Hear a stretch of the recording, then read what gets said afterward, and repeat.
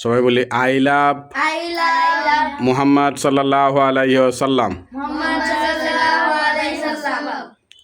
I love Muhammad সাল্লাল্লাহু আলাইহি ওয়াসাল্লাম মানে আমি নবীজিকে ভালোবাসি। আমি নবীজিকে কি করে?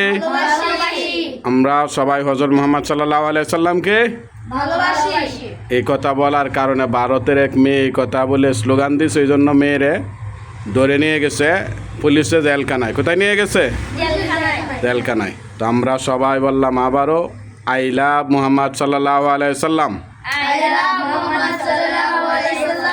এই কথা বলার কারণে যদি আমাদেরকে আগুনে পোড়ানো হয়, ফাঁসি দেওয়া হয়, মৃত্যুদণ্ড দেওয়া হয়, এরপরেও আমরা এই কথা বলবই যে আই লাভ মুহাম্মদ সাল্লাল্লাহু আলাইহি ওয়াসাল্লাম। বলে আবার